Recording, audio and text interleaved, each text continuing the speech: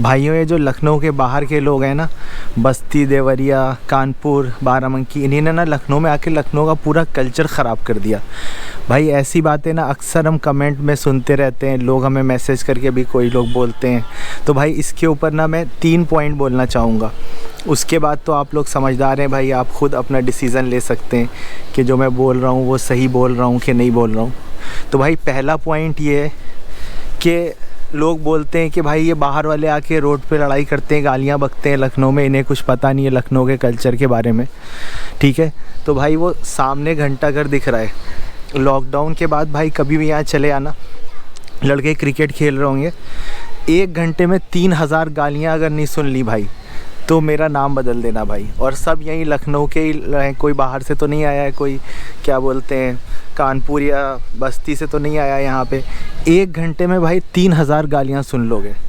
ठीक है, और कोई आदमी भाई बाहर से जो है, मान लो डॉक्टर है, इंजीनियर है, बाहर से आया है जो है कानपुर से या कहीं का, तो यहाँ पे भाई वो आदमी गालियाँ बकेगा रोड पे? जो आदमी डॉक्टर है, जो यहाँ नौकरी कर रहा है, बिल्कुल भी नहीं बकेगा। ठीक है भाई। सेकंड पॉइंट ये है कि भाई कल्चर ऐसी चीज़ है जो इवॉल्व होती रहती है। अगर किसी को भी भाई मेरी तरह इतिहास में दिलचस्पी होएगी तो हम लोग भाई इतिहास को एंजॉय करते हैं, जो उस टाइम पे हुआ था, उस टाइम में ख़ुद को फील करते हैं कि हम उस टाइम में होते तो कैसी चीज़ें होती, ना कि हम ये सोचते हैं जो उस टाइम हुआ था वही अभी होना चाहिए। तो भाई कल्चर तो एक ऐसी चीज़ है कि वो इवॉल्व करता है, वो समय के साथ बदलता है, तो इसके ऊपर कोई दुखी होने की या कोई बुरा मानने की बात ही नहीं है। लखनऊ की तहज़ीब हमेशा आज से 300 साल बाद भी लोग याद रखेंगे। हाँ, वो बात अलग है, बात करने का तरीका, चीज़ें, हो सकता है पहनावा ये बदल जाए, ये तो आम चीज़ है भाई, कल्चर बदलता है, इसके ऊपर दूसरे लोगों को दोष मत दो भाइयों। और तीसरी चीज़ ये कि भाई अगर हम लखनऊ में पैदा हुए हैं तो इसका मतलब ये नहीं है कि हमें कोई स्पेशल तमगा मिल गया है लखनऊ में पैदा होके कि हम लखनऊ वाले हैं और हम दूसरों जो बाहर के लोग हैं उनको हम इस तरह से बोलें। क्योंकि भाई कितने लखनऊ के लड़के हैं, अभी ज़रा सी कोई गाड़ी साइड से निकल जाए फ़ौरन गुटखा थूक के गालियाँ देना शुरू। तो भाई तुम लखनऊ में पैदा तो हुए हो, मगर ये तुम्हारी तहज़ीब है क्या कि रोड पे अगर कोई आदमी साइड से ज़रा सा निकल जाए तो फ़ौरन तुम्हारी अंदर का सब्र ख़त्म हो जाता है। और भाई कोई आदमी अगर लखनऊ के बाहर का है और यहाँ पे रह रहा है, अच्छे से जो है लोगों की इज़्ज़त कर रहा है, किसी से लड़ाई झगड़ा नहीं कर रहा है, कोई किसी को तकलीफ़ नहीं कर रहा है, तो भाई वो भी एक तरह से तुमसे अच्छा लखनवी हुआ, तो उसको तुम्हें कुछ कहने का हक़ नहीं है भाई किसी और को।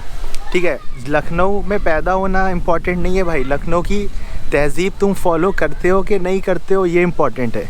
तो इसलिए ख़ुद तुम जो है मतलब गाली गलौज कर रहे हो, लड़ाई झगड़े कर रहे हो और फेसबुक पे कमेंट बाजी कर रहे हो कानपुर और बाराबंकी के लोगों को।